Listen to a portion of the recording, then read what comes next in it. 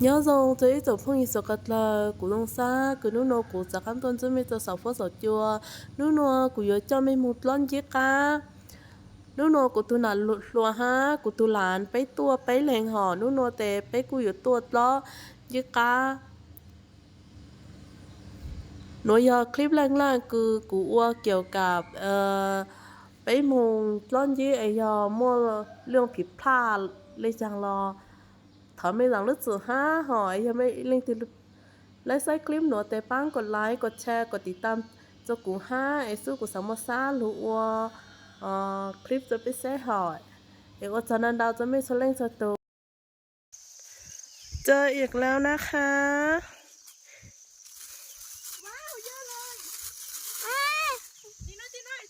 เดี๋ยวแป๊บโอ้ยเยอะมากเลยเหรอเดี๋ยวใจเย็นเดี๋ยวสิมึงอย่าเพิ่งเก็บดิเดี๋ยวเก็บค่อยๆเก็บไปก่ะโอเคเดี๋ยวนะโอเคเริ่มสวยมากเลยเยอะด้วยอร่อยเย็นนี้ว้าพี่ได้เท่านี้เลยดีเยี่ยมนี่เขาขึ้นแจวสวยมีอยู่ไหมนะตรงนั้นทางนี้เก็บนะคะโอ้โหเยอะมากเลยดึงดีๆนะมันจะได้ลากด้วยมันจะได้เยอะใช่ไหมจะได้กินเยอะหมายลี่เก็บใบมันด้วยสิมันตกตรงนั้นอ่ะใช่ไหมใช่เก็บใบหมดเลยนะเวลาถอนนี่ถอนดีๆเราจะได้เนื้อเยอะๆเดี๋ยวเราจะได้ไปเราจะได้กินอร่อยตรงนี้ด้วยนะเดี๋ยวใจเย็นๆสิพี่น้องทีนี้ด้วยไงโอเคพี่ตรงนี้หลังพี่โอเคหนูใจเย็นๆสิเดี๋ยวพี่น้ำโมทำก่อนแล้วเดี๋ยวน้าชาค่อยถ่ายหนูสิลูกจะได้เห็นว่าเราเก็บเห็ดนี่มันเยอะขนาดนี้เลยนะอย่างเงี้ยโอเคนี่ด้วยสิเธอเก็บไม่หมดอ่ะไม่หนูต่อพี่เละละเอาเก็บโอเคนี่จ้าอันนี้ด้วยนะนี่คือหลานเรานะหลานเราเก็บเห็ดค่ะวันเสาร์เก็บเห็ดเก็บ1 ลูกแล้วเราใส่ในถุงก่อนแล้วก็ค่อยมาเก็บ1 ลูกสิมันจะได้ไม่แตกอ่ะโอเคเอามาเก็บตรงนี้ด้วยนะโอเคโอ้หนูเก็บดีๆสิลูกเก็บอย่างเงี้ยมันแน่นเลยมันแน่นโอเคตรงนี้ขาวๆตรงโน้นเยอะเลยเอาตรงนี้ใบเลี้ยมานี่ลูกว้ายเจออีกแล้วเก็บเร็วแล้วไอ้ตัวแห้งๆนี่ล่ะตึ๊กหนูมันเป็นหมดเก็บหมดเลยเออมันคือเห็ดมันต้องเก็บหมดเลยเนี่ยโอเคเรียบร้อยรายการถักไปตรงโน้นเยอะเลยนี่หมายลี่มานี่ลูกนี่สวยเลยมาทางนี้สิโอเคโอ้บางกล้องอีกนาโอเคโอ้ยาวมากเลยลุงอันนี้ยาวมากเลยเราไปรายการถัดไปโอ้โหที่นี่เยอะมากเลยหมายลี่ลูกหนูต้องเก็บคนแรกโอ้โหเยอะมากเลยเดี๋ยวพี่ขอถ่ายหน่อยสิโอ้โหเยอะมากเลยตรงโน้นด้วยถ่ายหนูพี่ตัวนี้สวยมากพี่น่าฟูเลยจ้ะโอเคก็โอ้โหกูก็โอเคเดี๋ยวเราค่อยไปหาดูซิว่ามันจะมีถุงไหมเนาะอันนี้ด้วยนะโอเคสวยมากเลยวันนี้เราก็จะได้กินอร่อยแล้วโอ้โหยาวมากเลยใส่ถุงเลยใส่ทุกคนเจออีกแล้วโอเคถอนเลยโอ้โห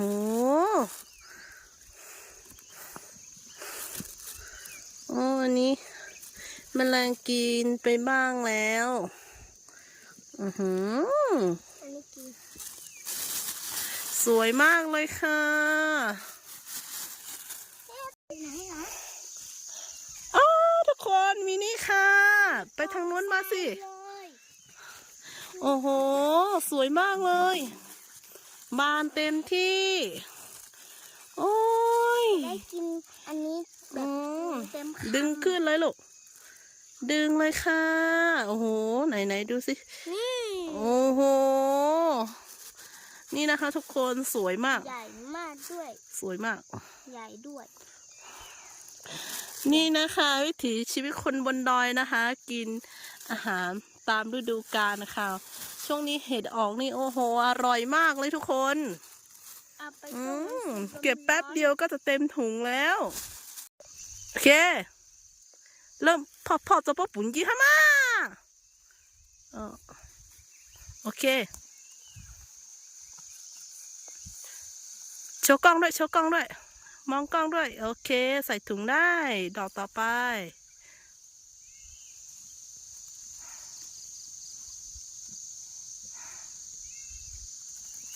มันจะกล่องทรายมาก็ต้องโชว์ใส่กล่องห้าโอเค โอเค เจออีกแล้วนะทุกคนเจออีกแล้วโห โอเคไม่แข็งอ่ะ ดึงดีๆสิดึงได้ยังไงก็เอาอย่างนั้นนะลูกใส่อันนั้นก่อนแข็ง โอเคมันแข็งดึงดีๆลูกได้ไหมโอเคเราไปที่อื่นต่อนะ เจออีกแล้วค่ะทุกคนคือมันเยอะมาก โอ้โหมีตรงนี้ด้วยนะคะ แล้วก็มีตรงนี้ด้วยโอเคนะ เดี๋ยวถอนเลยลูก นี่ ถอนเลยลูก สวย อือหือสวยมากเลยทุกคน เก็บเลยนะคะ เก็บอือหือเดี๋ยวขอซูมดูหน่อยเนาะ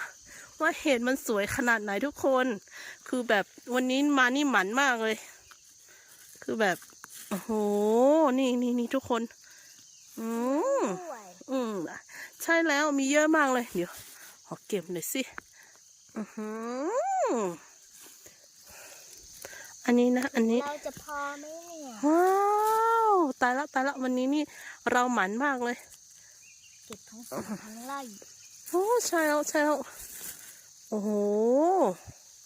เขาชอบมาตอนที่ฝนตกแล้วเขาก็ชอบออกมา ใช่แล้วเมื่อคืนฝนตกวันนี้ก็เลยขึ้นเยอะเลย ตรงนี้ด้วย ตรงนี้อันนี้กินแล้ว ใช่แล้ว เอาใบมันด้วย โอเค เก็บอันนี้หน่อยลูกเก็บใส่ถุงเก็บที่ร้านสิลูกเดี๋ยวมันเละหมดนะอันนี้ด้วยนะถอนเลยค่ะ โอ้โหสวยมากเลยวันนี้เฮ้ยครั้งก่อนเราไปนี่ไม่ได้เลย แต่ครั้งนี้เรามานี่ได้เยอะมากเลย โอ้เก็บดีๆเก็บดี สวัสดีค่ะวันนี้นะคะเราก็มาเก็บเห็ดนะคะ ซึ่งเห็ดที่เราเก็บนะคะก็คือเห็ดโคนค่ะ ซึ่งตอนนี้นะคะเราก็เจอแล้วค่ะนี่นะคะก็จะเป็นเห็ดโคนที่เราเจอนะคะ ก็จะอยู่กันเป็นกลุ่มๆอย่างนี้นะคะ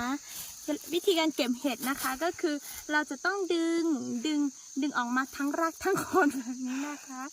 แบบนี้ค่ะอันนี้คือเห็ดที่เราเก็บได้ค่ะ นี่นะคะอุ๊ยดินมันแข็งมากเลยค่ะ นี่ค่ะก็จะเป็นเห็ดของเราที่เราเก็บได้นะคะนี่ค่ะแล้วเราก็ไปดูหลานเราเก็บกันต่อเลยค่ะ เพราะว่าทางนู้นนะคะมีเห็ดเยอะมากเลยค่ะ นี่นะคะเราเจออีกแล้วค่ะนี่ค่ะ แล้วก็จะมีตรงนี้ด้วยนะคะ จะมีตรงนี้ด้วยเดี๋ยวร้านเราก็จะเก็บตรงนี้ก่อนนะคะ เห็นไหมสวยมากเลยค่ะโอเคใส่ถุงเลยลูกวันนี้เรามาเก็บนี่เยอะมากเลยนะคะเก็บสนุกไหมคะไอ้ชนจีปโมอ่ะมองทางเปลยเลยเหรอคุยกับกล้องกันได้เลยนะลูกเก็บเห็ดสนุกมากเลยค่ะเดี๋ยวตรงนี้ต่ออีกค่ะต่ออีกนี่ โอ้โหดอกใหญ่ๆบานเต็มที่โอ้โหสวยเหมือนกันเลยนี่นะเราเก็บก่อนมันเก็บ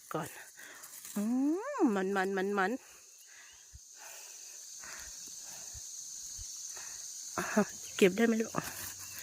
ใส่ถุง ให้พี่เก็บนะ ตรงนี้เก็บละเราเอาอันนี้ออกสิลูกเราเอาอันนี้ออกก็ก้อนดินออกแล้วก็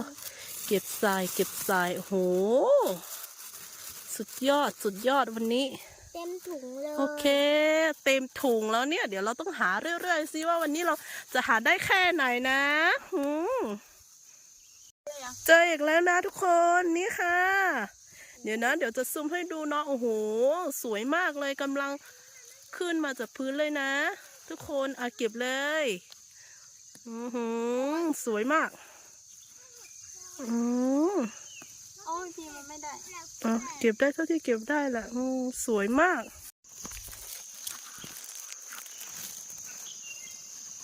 Rau á cái tục không nhớ mẹ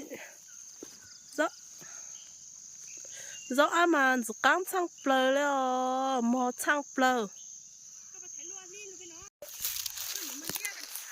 mua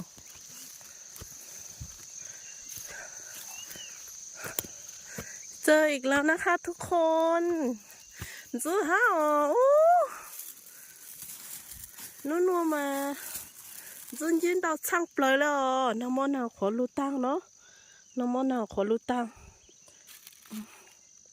nó món nào khó lưu tăng bố luôn đào sang plei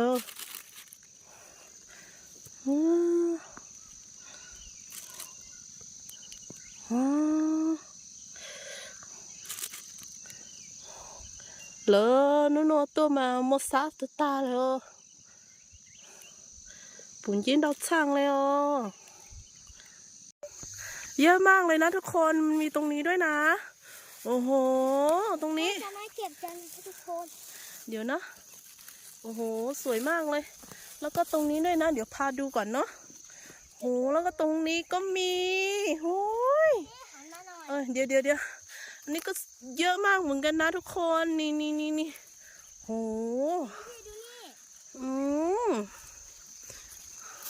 อันนี้ก็มีนะคะโอเคเดี๋ยวเราไปเก็บตรงนี้นะหลานเราเก็บตรงนี้นะทุกคนเก็บเลยเก็บใส่ถุงเลยสวยมากเก็บตรงนี้โอ้โหดึงขึ้นมาเลยโอ้นี่เริ่มถุงใหม่แล้วนะทุกคนคือ2 ถุงเต็มแล้วอันนี้ถุงใหม่แล้วนะ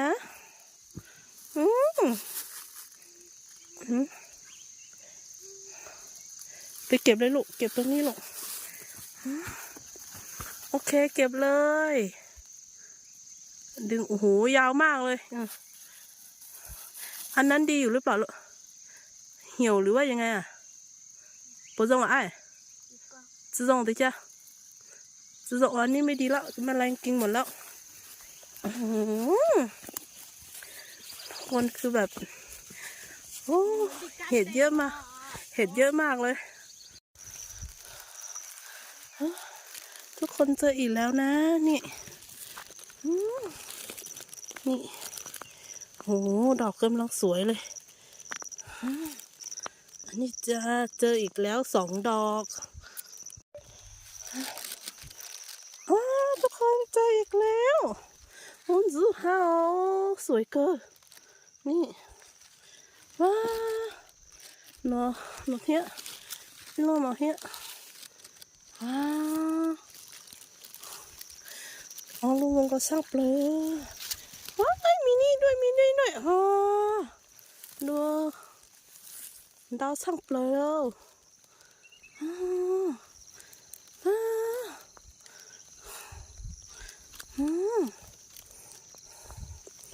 โอ้สวยสวย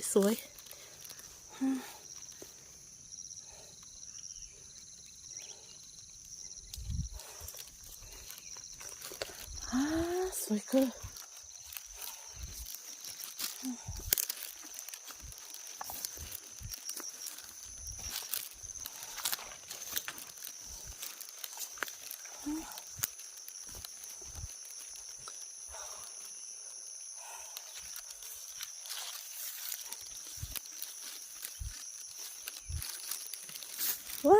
cho nó mua theo tất sự nư thằng đó nư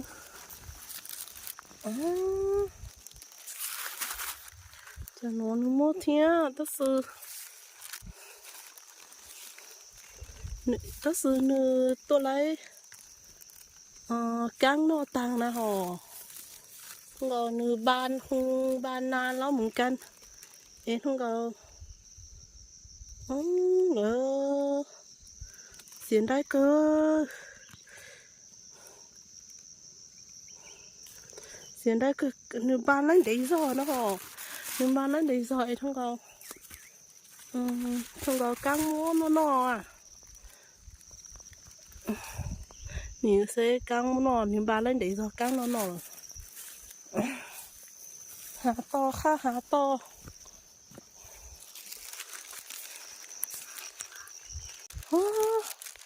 เจอแล้วนะ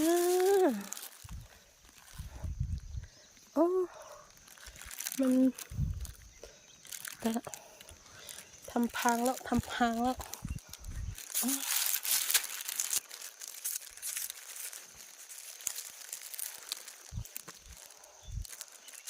โอ้ยยังมองทุกคนเจออีกแล้วเจออีกแล้วนะหาต่อนะหาต่อนะทุกคนนี่เห็นกันนะ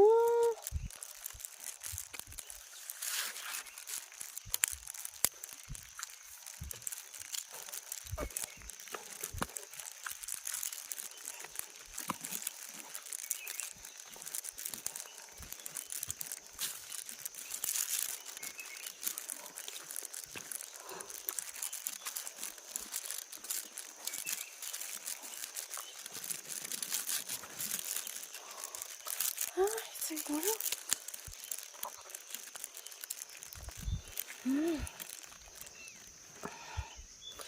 โอเค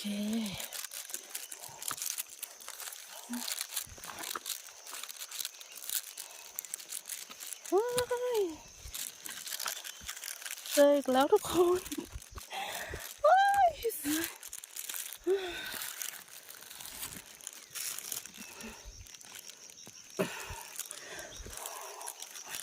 สวยมากนะทุกคน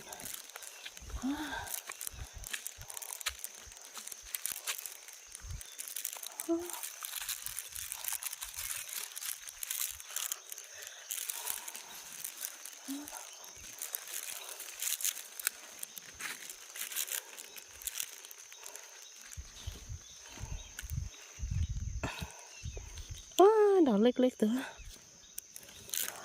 โอเคนู่นนัวกูจะไปต้นฐานยี่เลยหนอสิเนาะต่างหนอเตตู้ต่างสุดตัวเลยฮะเต